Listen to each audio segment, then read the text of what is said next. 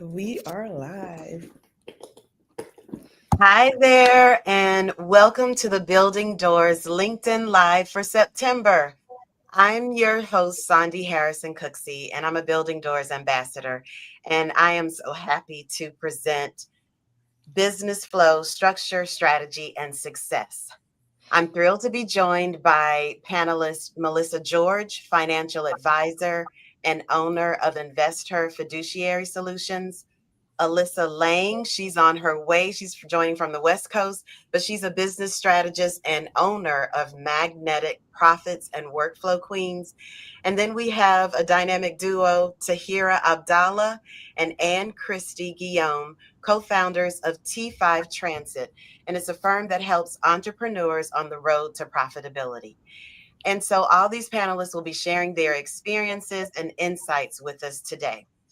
Now, we want this to be an interactive conversation, so drop your thoughts and questions in the comments. And our wonderful Christy Harst, creator and founder of Building Doors VO, will be checking the chat throughout the event for your comments and questions.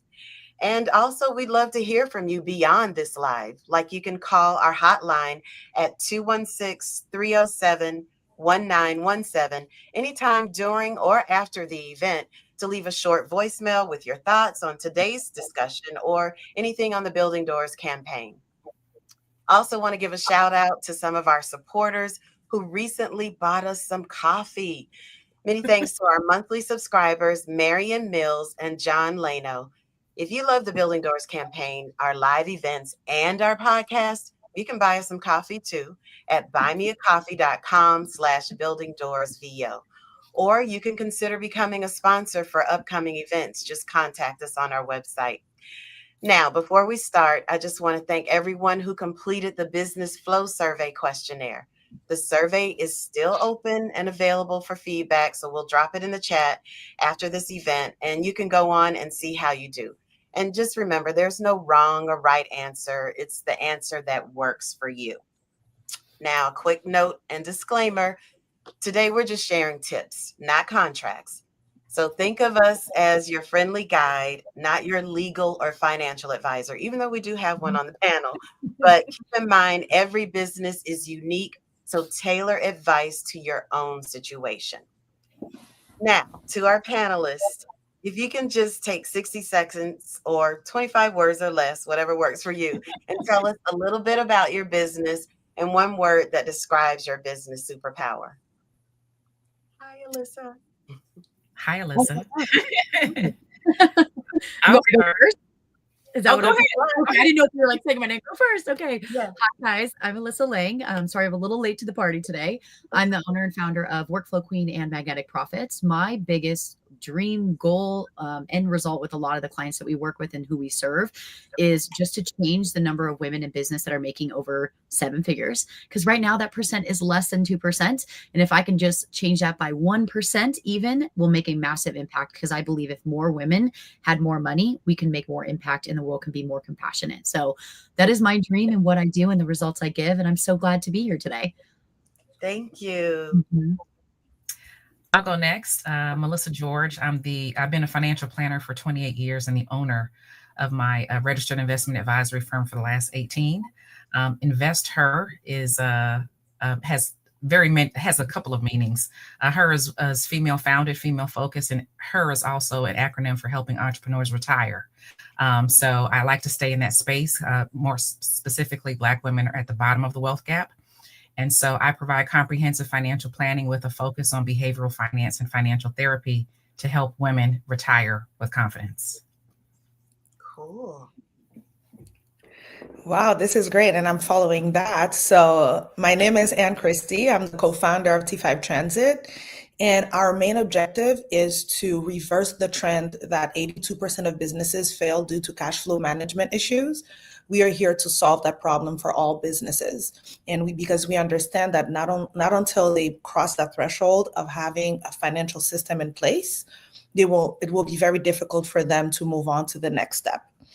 And I would say my business superpower is I have the ability to break down complex concepts into simple terms that anybody can understand and use. Cool. All right. Well, thanks, AC. So I'm Tahira Abdullah, the co-founder as well of T5 Transit. And again, our mission is to put every entrepreneur on the road to profitability. And we do that by acting as cash flow interventionists. So we help business owners get paid what they're worth. And my superpower, our shared superpower would be financial clarity, helping them find financial clarity.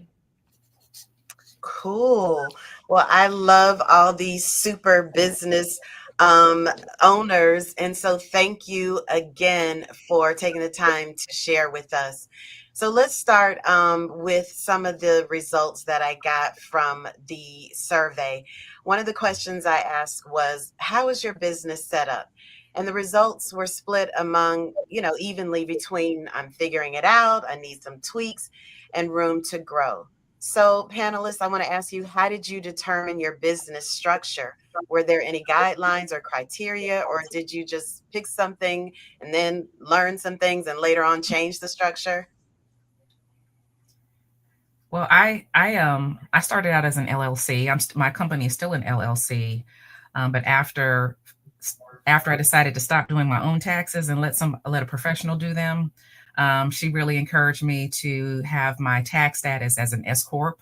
So I'm an LLC that's taxed as an S corp, and I have found that most of the businesses that I work with are structured that way as well. So I'd love to hear from the other ladies and see how you all are structured.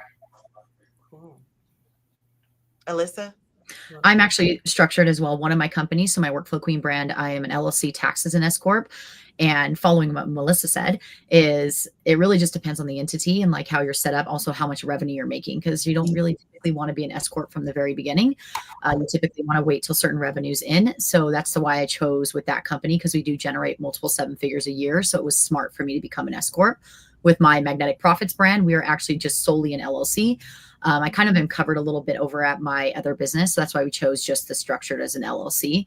The lawyer was the one who decided on LLC rather than a sole prop, while the tax firm decided on the tax strategy. So that's a key point most people miss, is that they think the tax strategist is supposed to be the one to decide on sole prop LLC. Neither helps you better in taxes. It's a matter of the legalities.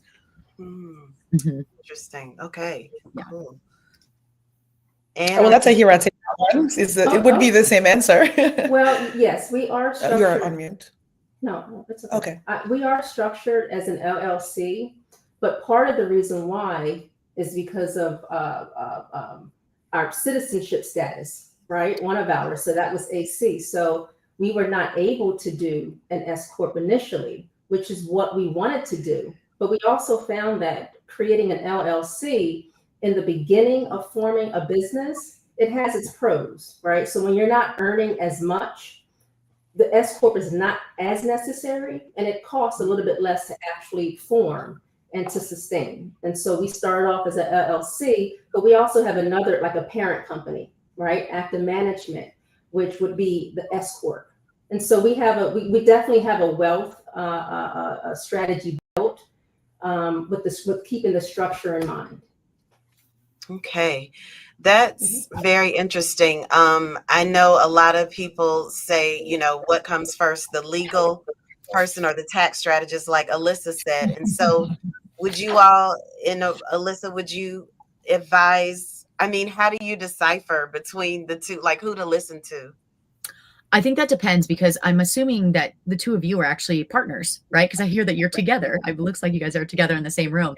I know that I've had a business partner at one point at Magnetic Profits when we first started. She was based in Canada. And so we actually had the same situation where like she was out of country. So like in order for her to even be a partner, she had to also like form a Canadian corporation that eventually was like the corporation bought into the corporation or the LLC here in the US. All very much for my brain to handle, because I don't want to handle all those little details. Yeah. So we worked with a legal firm plus a tax firm to do that. And sometimes it's not really the chicken before the egg.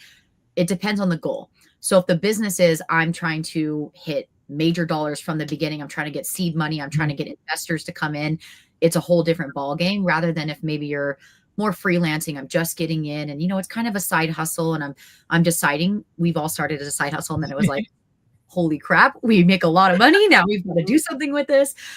So allow it to be whatever fluidity. It feels really good right now. I just always say, no matter what, legal protection, just at least become an LLC because it does protect you a little bit more, but talk to the lawyer for sure on that one. Okay, Mhm. Yeah. cool. Mhm. Okay.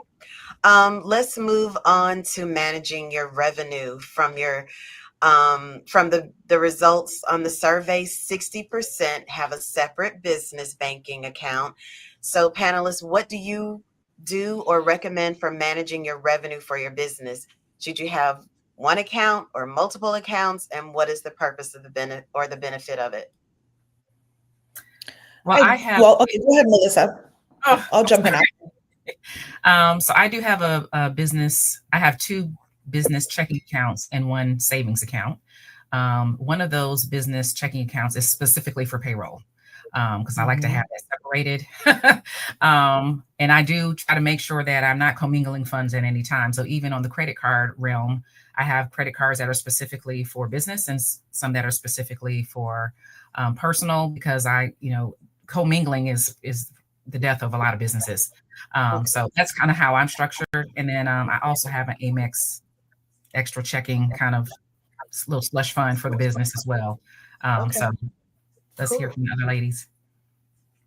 Well, I'm glad to hear that the group has they've separated their personal from their business at that stage, and I think that's great. So we have a good start. But as profit first professionals, we believe that every business needs to have at least 5 bank accounts, and so you do need to have an account for income. You do need to have an account for your profit. If you do not have a profit, you're not really running a business.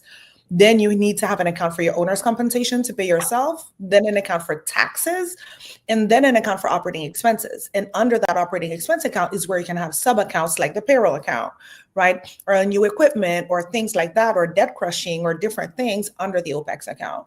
And so we definitely are out there teaching people that they need to have at least 5 bank accounts to give them great financial clarity right away once they do that.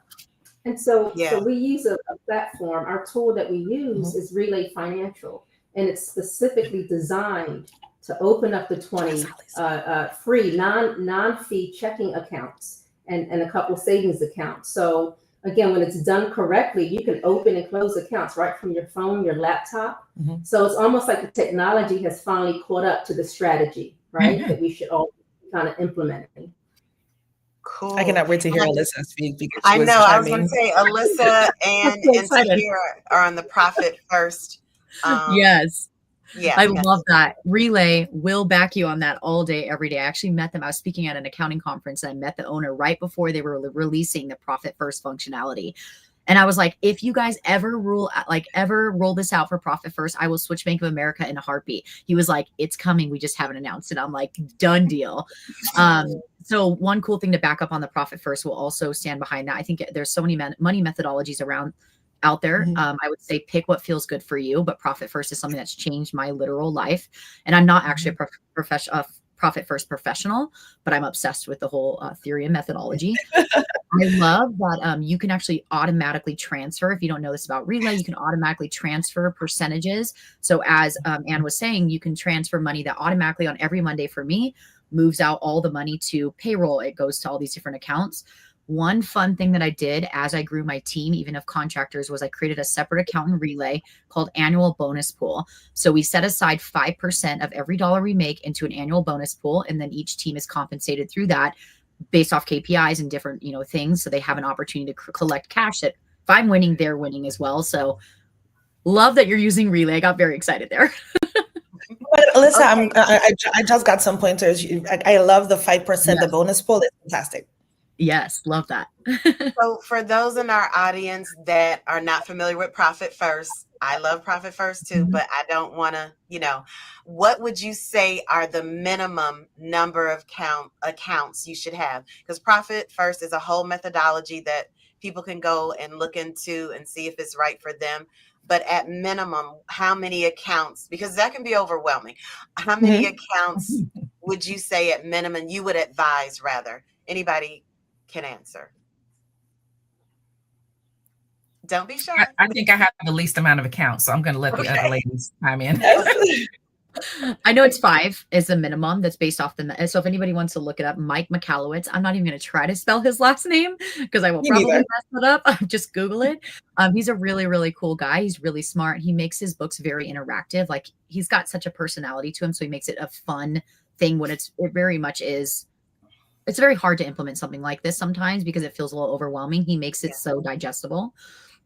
So 5 is usually his minimum. And then he gets into more complex, theories, and then also how to use Profit First personally, because I also now use it personally as well, which would be different than the way we do it in the business. So it is by minimum 5. Okay. But Yeah. if somebody was not in Profit First, like Melissa or anybody else listening, would you say, how many accounts would you say? I mean, obviously 2. Okay. 2 And minimum, what would like those be? checking, savings, Oh, because checking like and you wanna, savings. yeah, because then like at least even if like Blue Vine is really great, they have really high like APR. Like you can look in these different accounts that like to have the extra flow of cash, not necessarily. I mean, Melissa can to attest to this, but you want more, money that you're actually investing in different types of account than like a Right. basic savings. But for the business to have that reserve to be able to be ready to pull from if like things hit the fan or life changes or COVID happens, depending on your type of Mhm. business.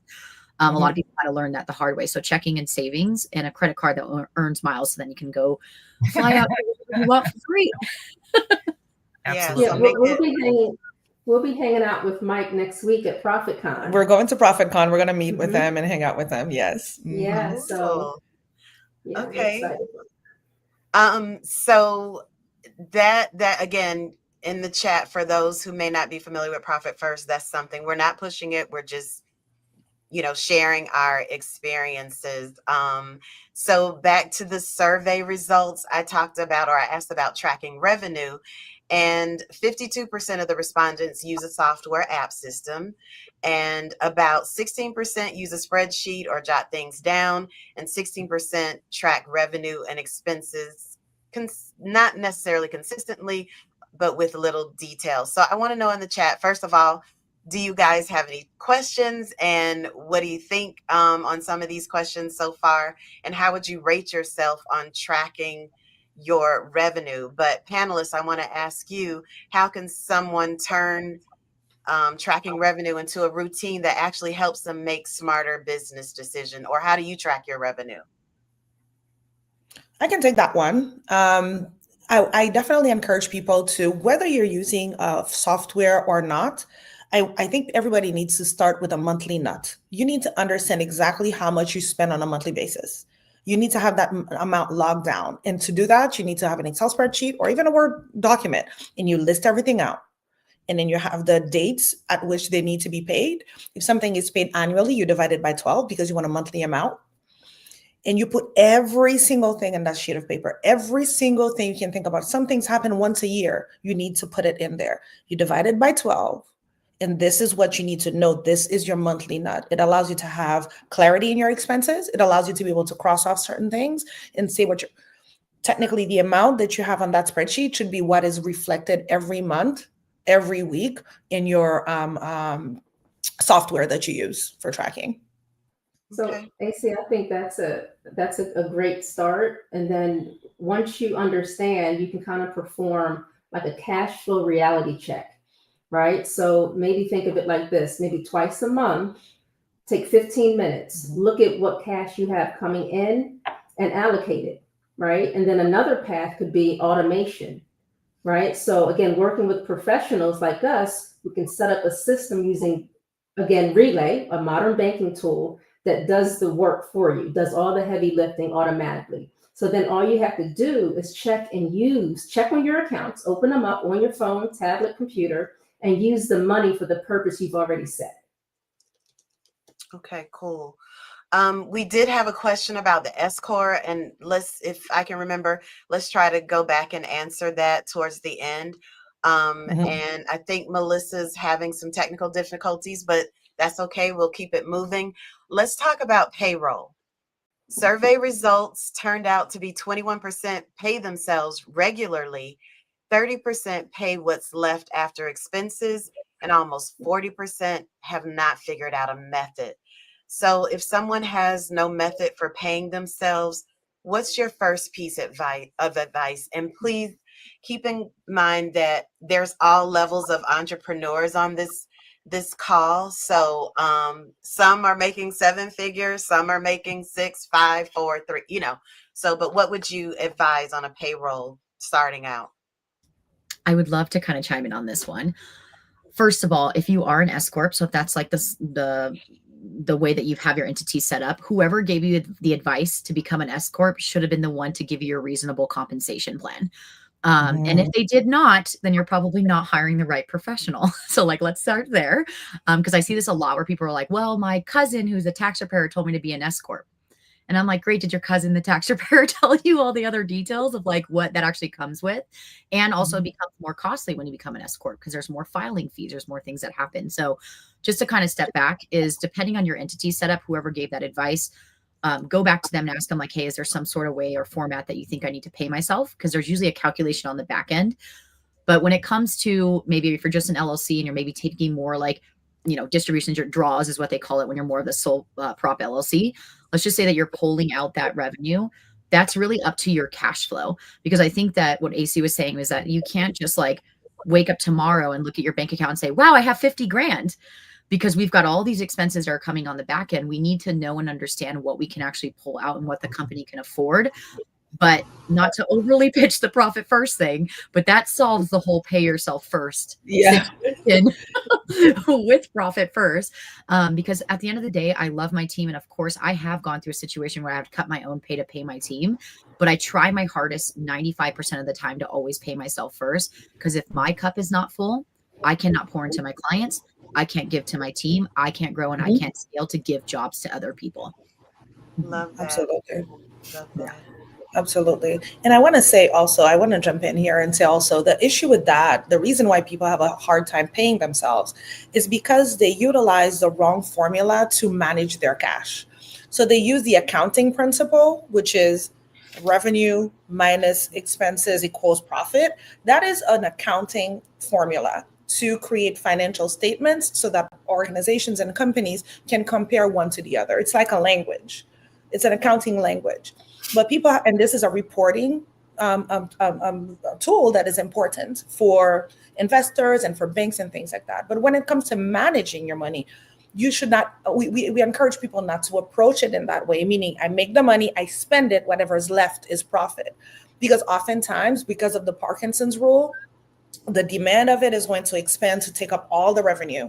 So if you have a pile of money right there, you're going to use the entire thing. And there's really not going to be a lot left for paying yourself, for profit, for anything else. So that's really why we suggest if you're doing cash flow management, to Alyssa's point, you pay yourself first, you put your business first, and then whatever is left is what you use to cover the expenses of your business. And now you're not a slave of your business and of your expenses, but rather it becomes an afterthought because now you force yourself, just like, if we're trying to lose weight, we would take a plate of food and cut it in half. That's the best way, most hands down way to lose weight, right? So that's in the same concept that we use the same concept in business.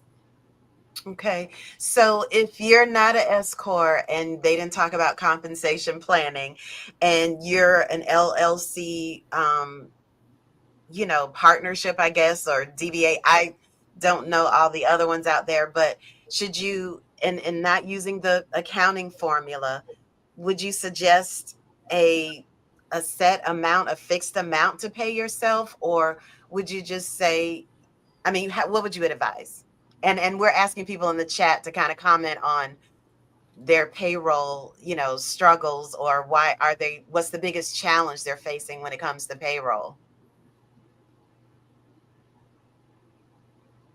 Who wants to take that one?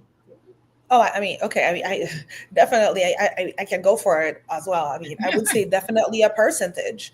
Definitely don't pay yourself because, when you're running a business and the cash flow is unpredictable, one of the worst things you can do for yourself is start having fixed expenses. The moment you have fixed expenses, whether your income is up or down, these need to happen. But if you are able to create variable expenses that go with the flow of your business, then you're feeling less stressed.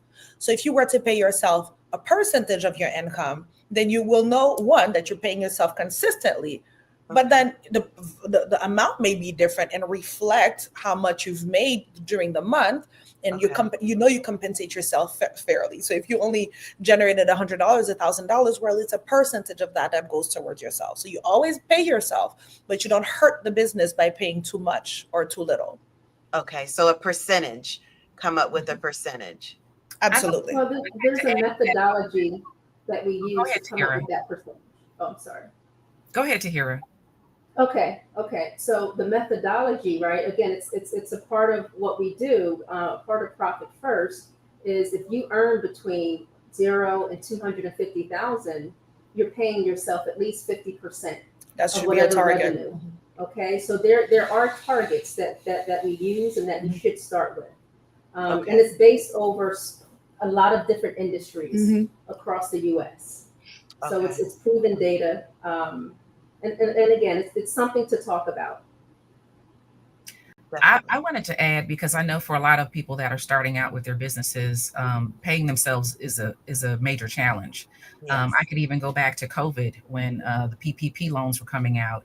A challenge that I had with a lot of people I was consulting with is they could not even capitalize on all this free money that was out there because they had not been paying themselves, because it was all based upon your payroll. But also for companies very similar to mine, where very often it's feast or famine. There's a lot of money coming in all at once, and then there could be, a dry spell. That I think is very important, in the same way that we talk with people individually as clients about always having that emergency reserve fund. The same thing is true in the business, which is why I'm always trying to make sure that I have, as I said, my little slush fund where I'm kind of putting something in there for the rainy day, for the drought, etc. And specifically, the reason why I have that payroll account, bringing on another person into my company was a big decision, because now I'm responsible, right? I'm trying to make sure that they're taken care of. And so that's why I created this separate payroll account for myself, to always make sure I'm stuffing money in there, because I'm not going to sleep at night if I know that payroll is coming. That is the thing that will keep the CEO up at night. Payroll is coming. This person is relying on me for their livelihood, and the money is not there. So I'm constantly slushing it in there. The other thing I wanted to talk a little bit about for personal financial planning, sometimes we talk about lifestyle drift, which is when people, you got to increase in salary and then everything else increased as well, where you should kind of keep everything the same, and now really have discussions about, what do I do with this surplus that I have? Same thing in business. There are things that we want to do that maybe we don't have the resources to do at the time, but then all of a sudden there's a contract that comes, there's a big payday, not just saying, oh, great, now I can go do all the things, but really, like you said, whether it's a spreadsheet, whether it's talking with your board of advisors, your CPA, your tax person, your attorney, what is the most efficient way to handle this money? And also put some away for the rainy day, right? So I think those things are really important when we're talking about this conversation as well. Great. Love it. Another thing as it relates to payroll, I love the percentage thing as opposed to fixed amount. But some people, as Alyssa said earlier, are starting out, and Melissa said as well, starting out in their business. And so this may be a side hustle, even though I personally don't like that term, but you're working a full-time job and you're doing your business. So would you say the same answer for payroll? Still continue to pay yourself if you have two incomes coming in? I can totally speak to this piece here if this is helpful, but especially if someone's just starting out, I think it's a little bit different sometimes, because things could feel a little bit more stressful. We have revenue coming in from this other job. Let's just say if they are full-time, fully employed, then it always helps to fund the business and get the business started. What I will say is that sometimes the most basic thing that we have done with clients is, sometimes before we talk about the business, how much do you need to make as an individual to be able to pay your bills, for you to survive, so you can make your car payment? Because that part right there, I don't know why this is such a thing. And I really wish there was more. And I feel like women are the worst at this part, because we're so emotionally attached to a lot of things, is where we feel this obligation that we can't be selfish. We can't take from our own business. We have to give everything back. We have to give to our audience. We have to give to everyone, that we feel this constant pressure. We put it on ourselves. that we kind of have to let that go. And it's actually a service to everyone else if I take care of myself first. Mhm. Because at the end of the day, I can't pour more into other people's cups if my cup is not even full. And so I will say sometimes it might not be a percentage from the beginning, and it's okay to like check in with yourself. You know, pay yourself out whatever feels good this week. Then check in with yourself at the end of the week. Do I feel money constrained? Do I feel stressed? Do I feel overwhelmed? Then we repeat that process until we feel really good and we have a baseline, until we feel a little bit more fluid in that, and then we have a more structure. Gotcha. Yeah. Okay, great answer. Thank you. A question just popped up. Do you have a separate account just for work expenses? I know we said two, a business account and a savings account. What do you guys think about that? I think that question, I feel like that question it sounds like the person is still thinking about their personal account when they're thinking about business and they have a work expense. What we're saying here is, let's say you're a voice actor, you need to have a whole business banking account. This is where you have so even when Melissa was speaking, you need to have 2 or 3 business accounts. We were talking about business accounts. Mhm. So you definitely need to have business accounts, a checking account and a savings account for your business. And then within that, you can choose to have an account for your work related expenses. You can have however many account you choose to have on the business side. Gotcha. Okay. Thank you. All right. Now we got through payroll. And I mean, as we know, being a business owner is not for the faint of heart, and it can be overwhelming. So if you had to give one piece of advice, sorry, just one, for turning, maybe a reactive, chaotic business flow into a proactive, strategic approach, what would that look like, or what would it be? Anybody?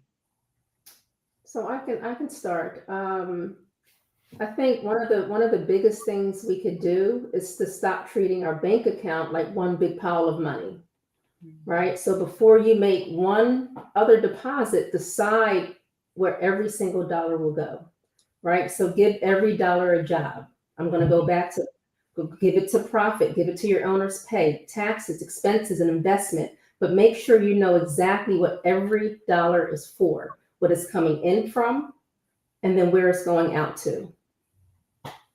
Great advice. Anybody else want to add that? I look at Melissa, go ahead. Okay. And I'll go after. So for me, build your business like you're going to sell it. And I know Melissa's going to be like the investor in her is like, yes, please, let's do this. I find that even for myself, my very first business, I've actually owned 3 in total. If I would know what I know now, I would have treated it so different when that company is no longer existing. And I think that sometimes we go into it with like even though we don't like the word side hustle, it's like, it feels like that. It feels like, oh, I'm just making some extra cash to pay the bills, contribute to the family, or whatever that might be. You really don't know how far your business can really go. If someone would have sat me down 9 years ago and said that you would own a multi-million-dollar business, I would have laughed in their face, because I've been like, it's not possible. It's not, I can't. And now, and at this point in my life, I wish I would have done so many things differently at the very beginning. If I just would have had the mindset of, even if you don't want to sell it, what if I built this business as if I were going to walk into a boardroom and potentially pitch my company and ask for $12 million? What would I do?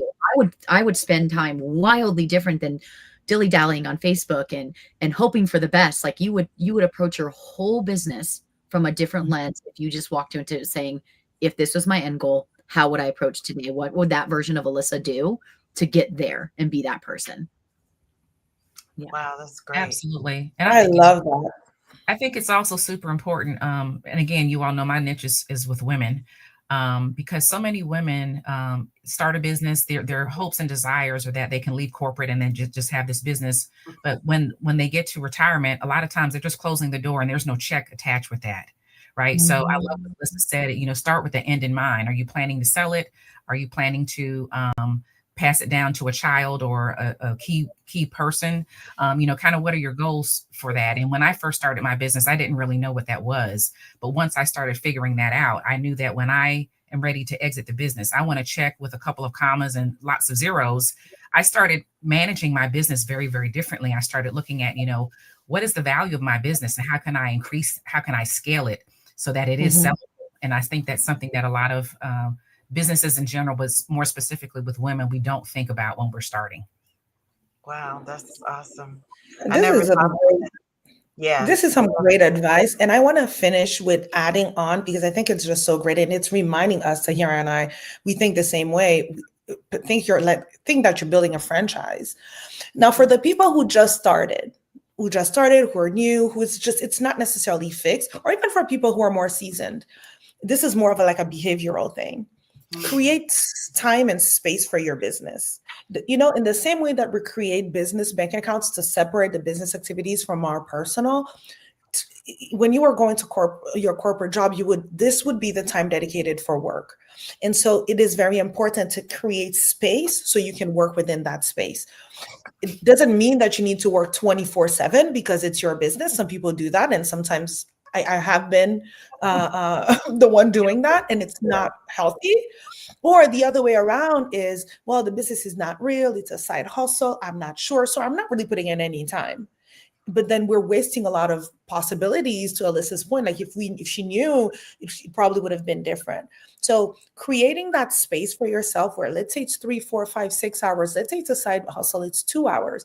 Make sure that time is there and it's consistently available to you. Great. This is awesome. This is so great. And Melissa, I wanted to piggyback on what you said about, since you're a financial advisor, it's not just about, today's profits. It's about tomorrow's security, like you guys have always already mentioned. So from SEPs, which is I always forget what SEP stands for, but I think it's Simplified Employee Pension, which is basically it's an IRA, and sometimes there's different words for that particular acronym, but a self-employed pension. Yes, for sure. Yes. So what from self-employed pensions, SEPs, to solo 401ks, to Roths, there are tools to help you save while staying in business. Is that true? Or what should you consider about your future and how it relates to your business? Like, should you start a SEP, or should you just keep with if you have a corporate job and doing a business on the side? What are your thoughts on that? I'll start with Melissa first, since she's okay. Well, that is a great question and a loaded one, so I'll try to keep it. I'll try to keep it contained. So there is really a specific time a person should do a SEP. Really, they could start off with just an IRA.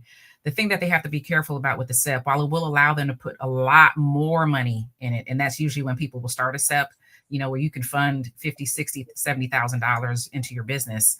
But you have to be careful, because if you add employees, whatever you fund for yourself, you have to fund for them, and they are 100% vested day one.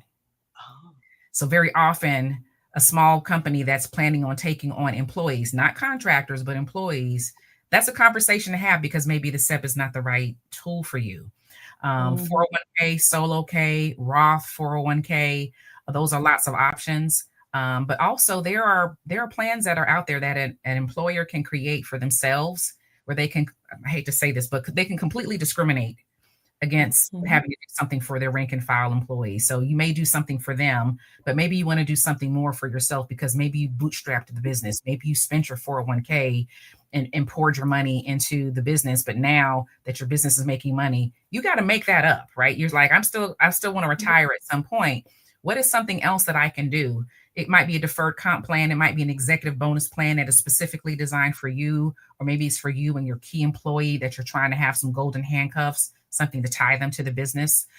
So there's many, many options. But if someone's just kind of starting out and they've left corporate, they can literally start with an IRA. Now, if you get to a point where you're maxing out that IRA, then maybe that's when you want to look at the SEP. There's no need in starting the SEP if you're not putting $50,000, $60,000, $70,000 into it each year. Okay. And is there a minimum to start a SEP, or any of these, or?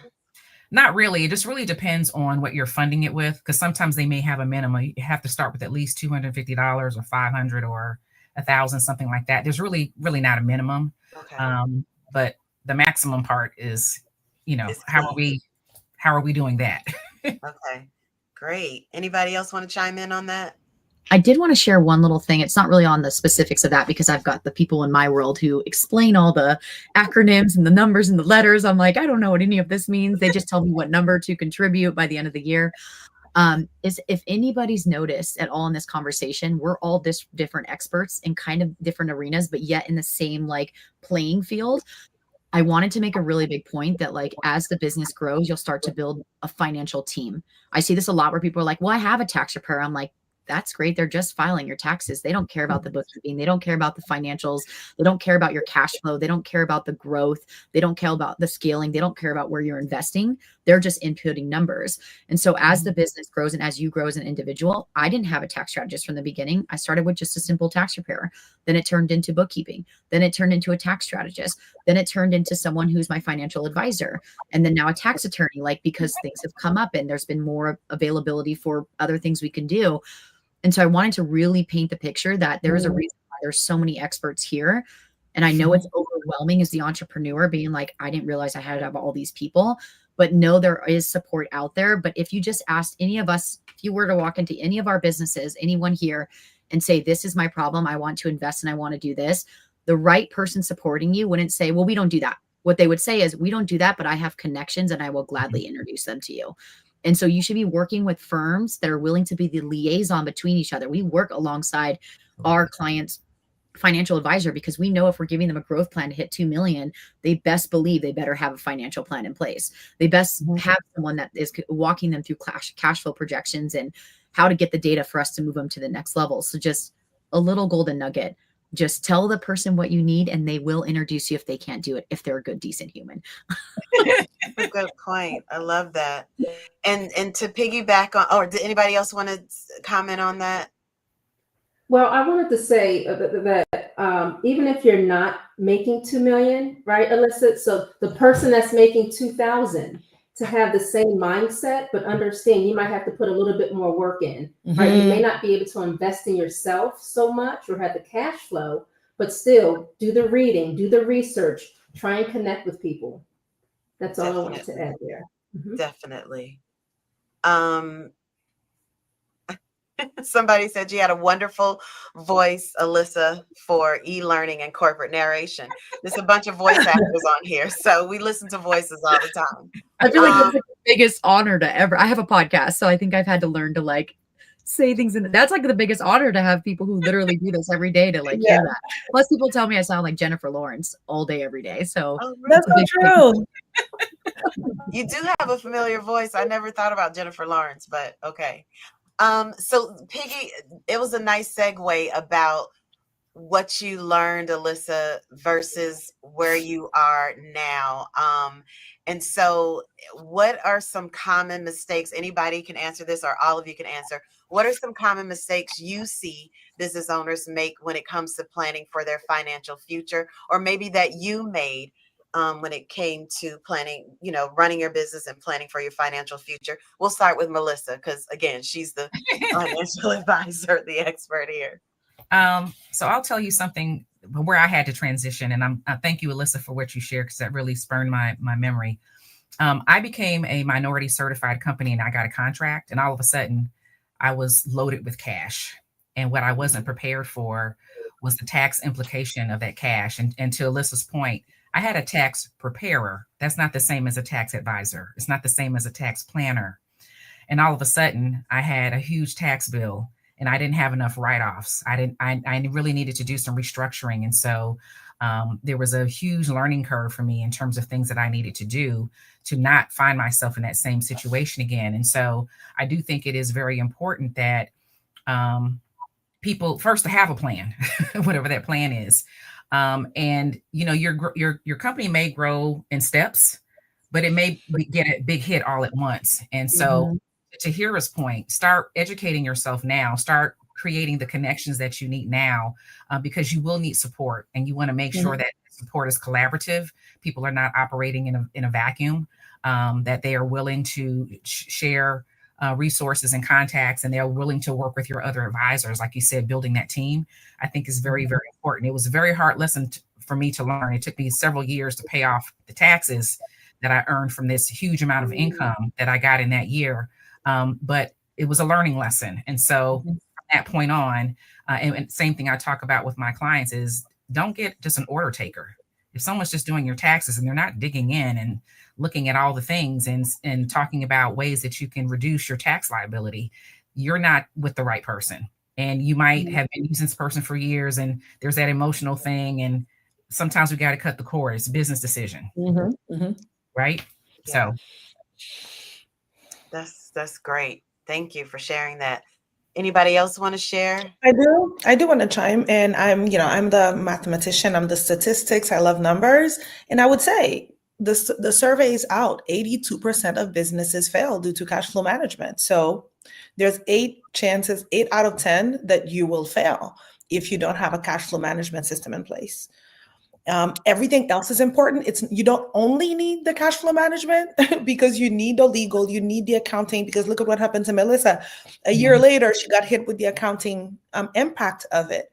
But even prior to that, you need a cash flow management plan before you do anything else. Because the data is out there. 8 out of 10 people fail just because of that alone. I also find that a lot of people they don't necessarily have move with a purpose. And so, they'll wait for a big win, a big paycheck, the next quarter, whatever their reason or justification is, they'll decide to wait instead of forming the habit now, right? And so if you understand just funding from every deposit, I don't care if it's $1, right? Put it aside, 1%, put it aside into a retirement account, right? An owner's account. But you have to, if you don't start now, then how are you going to, for tomorrow, how are you going to live for tomorrow, right? You can't wait for it, right? Well, you can, but it doesn't really work. So the habits work, the consistency works. Great points. Alyssa, did you want to add? I know you spoke a little bit about your advice and what you learned from the beginning.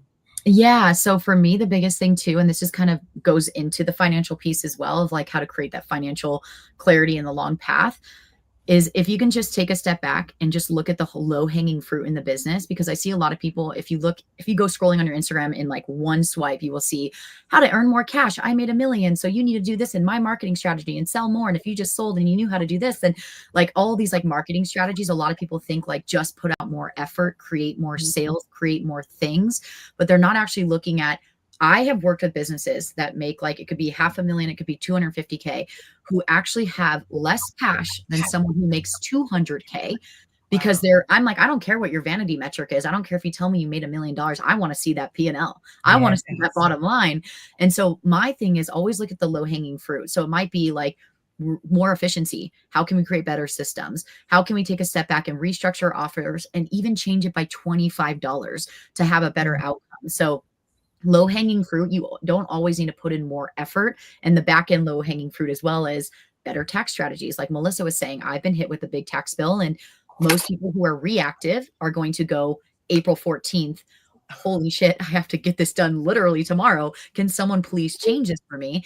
We can't. We're too late. It's already a little too late for us to do anything now.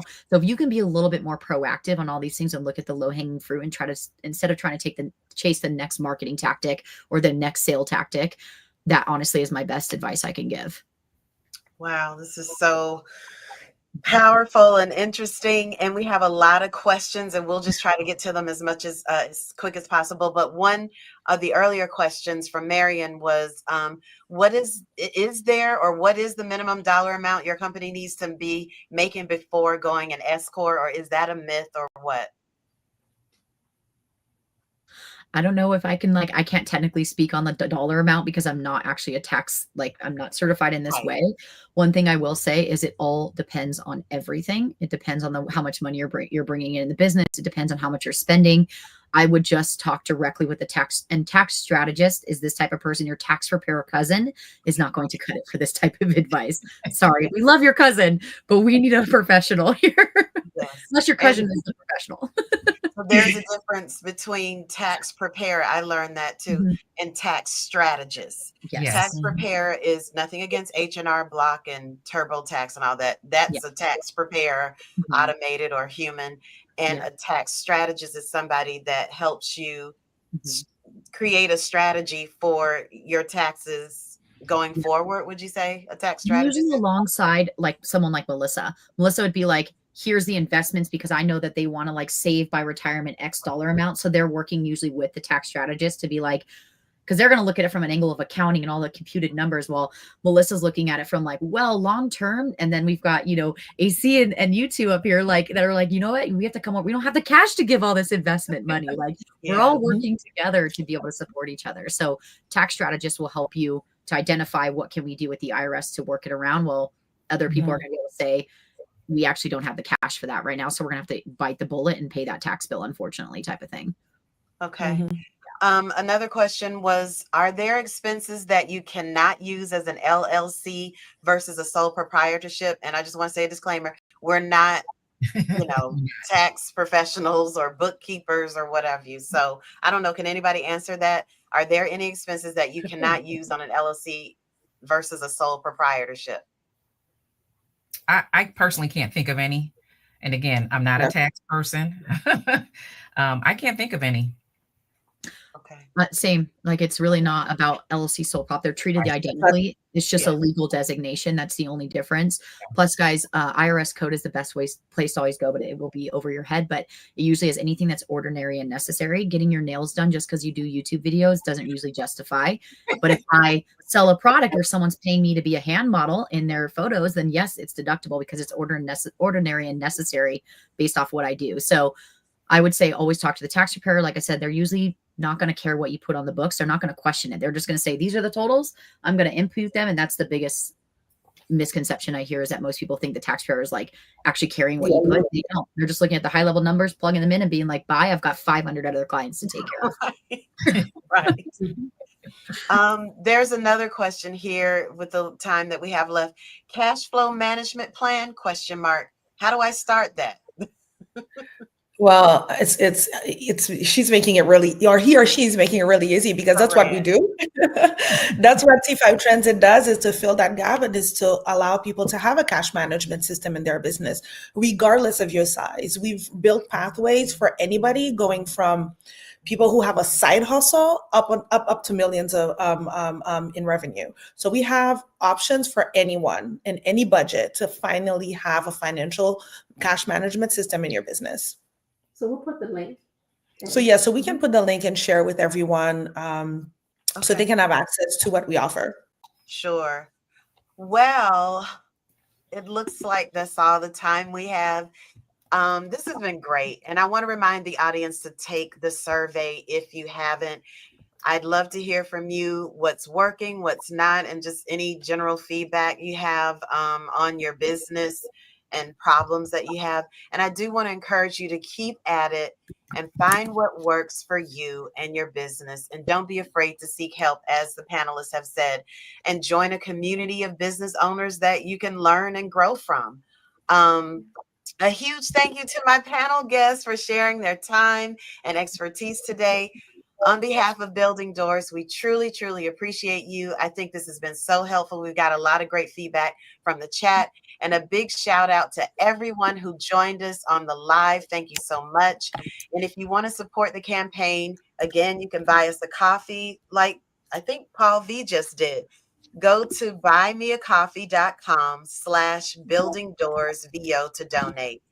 And just a little commercial here. If you want to become a 2026 door builder and revoice a spot originally voiced by a man, which is the whole, theme of our campaign, submissions will be open starting today through the 24th of September. Alyssa, okay, make sure to look for how to submit via our social media channels. And remember, we'd love to keep the conversation going, so you can call anonymously anytime at 216-307-1917 and leave us a short voicemail on your thoughts on today's discussion or anything Building Doors has put out. And don't miss our next live event, LinkedIn Live with Soraya Butler, on Wednesday, October 8th. And the topic will be political voiceover. Thank you again to the panelists. This has been so valuable. We appreciate you. And thanks everyone who joined. Bye. Bye, everyone. Bye.